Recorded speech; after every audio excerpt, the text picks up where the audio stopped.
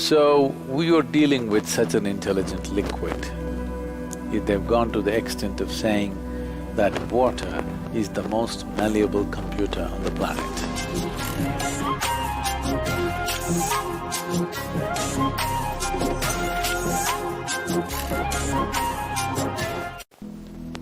Water is fundamental or among the most important ingredient of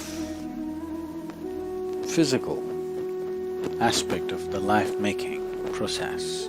Today, a lot is being said in scientific terms about how water is fundamentally life-making, not just as an ingredient, not just as one more ingredient, but as an active participant in the making of life. There are experiments to show how water does not respond the same way to every person who approaches it. So if the water does not respond well to you, you're a done case. Over 72% of your very physical body is water. If the water doesn't behave well with you, your physical life is going to be a horror story. Why wouldn't water respond well to you? To put it in a very simplistic way, if you do not unconsciously, appropriately, water may choose not to respond to you well. You may be living wantonly right now, but water is responding largely to your karmic substance. The fundamental reverb that you're setting forth, based on that, accordingly it'll respond. So, if we find that somebody has this issue of the very water, which is nearly 2/3 of our body, or more than 2/3 of our body, nearly 3/4 of our body, is not behaving well within us and just about everything is going wrong with the system. So to keep this relationship between the water that's around us and the water that's within us and the water that has to come into our relationship, that even if it's dirty water, once it enters you, it'll dance in joy. If you keep your situation like that, physical health, your physical life on all levels is well taken care of. You know, you can either float on the water or you can drown. That's what it means. The same water can take you places. The same water can drown you. We know that we can change the molecular composition of water with any kind of reverb or vibration. The way the water structures itself, the way the molecular structure changes so rapidly, and water has almost like how human body has cells. Water has its own cellular structure, and this cellular structure can change with even smallest inputs of vibration. Vibration can come in the form of touch, in the form of thought, emotion, a look, mantra, or just the presence. Or if one is meditative, it's a known thing.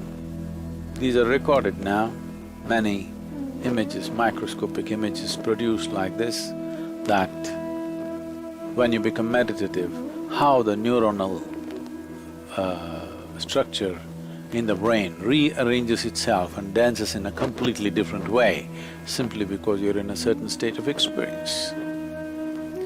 When you're joyful, how the neuronal structure is.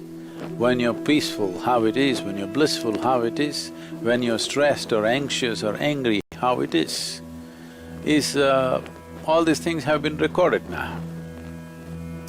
Something very similar to what happens in human brain happens in water for every input that is put into it. When I say input, not chemical input, not physical input, just a thought or an emotion can change the molecular structure of the water in a dramatic way. Different bodies of water are responding in different ways for the same inputs. And the same body of water responds in different ways for different people who come to it. If 5 people go to the river, the same river water will respond differently to 5 different people. If they allow little space between them, it's clearly there. So, we are dealing with such an intelligent liquid. If they've gone to the extent of saying that water is the most malleable computer on the planet. So more water in your brain means you will slosh. Psychological imbalances will come when you manage to absorb. See, if you drink lots of water at one go, body will decide how much to absorb, how much to throw out. But if you keep sipping through the day, body kind of gets deceived and tends to absorb more water than it should. But let's say right now you drink 2 liters of water, all of it is not going to go into the system. What is needed, it'll take, rest of it will be shunted out. So, not consuming water and being out there is very much a possibility. Nobody need to drink water simply because you think it's a good thing to do. When you feel thirsty, you must drink water just to ensure you're drinking enough. Drink 10% more than what you actually need. A couple of cups more just to ensure that you don't drink less. If you're not the kind who is carrying a water bottle with you every minute of the day, then it's good to drink little extra water so that when the need comes, you have a certain amount of time before you can drink, that it's not an emergency. At the same time, when you need water, when you're thirsty, if you don't drink, it'll cause damage to the system. I would say, this may be very controversial, the medical fraternity will for sure protest on this, but they will come to it after maybe 20 years or 30 years. I would say if everybody consumes good water in sufficient quantity, 50% of the heart attacks in the world would come down. The damage to the heart is immense when the water that is needed is not there in the system. But when I say water, it is not just about drinking liquid water, you must eat high water content foods. If you eat a fruit, it's nearly 90% water. Vegetables and other things are over 70% water. Minimum 70% water content must be there in the food that you eat. So, very low water content food you eat and it goes and gets stuck in your… like concrete, it sits in your stomach. Now you drink water, that's not going to help. You must eat high water content foods. When you consume food, at least it must be level with the percentage of water content in your own body. So any food that you eat should be at least 70% water content. So this is why vegetables, fruits must be part of your diet so that it is there. Not consuming water in certain situations is okay, but if there is an indication of thirst, you must drink water. It's very necessary that you must drink water when there's an indication of thirst, because body has its own way. When it indicates you need water, you must give it water within 20 minutes or at least at the most half an hour. You must drink substantial quantity of water. If you drink enough water, then body will choose how much to take, how much to reject. Sometimes you might have been, many of you, but I think once a month everybody should make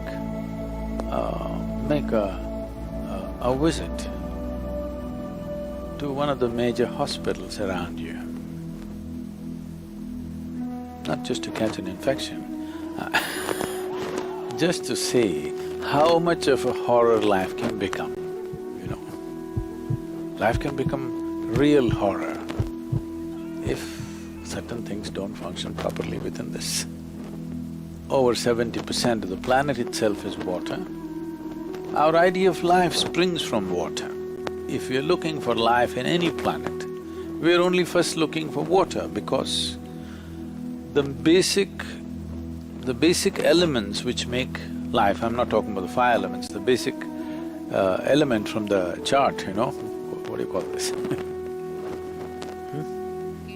From the periodic chart if you take, it's only a matter of 6 to 8 elements which are playing a major role in the life-making process.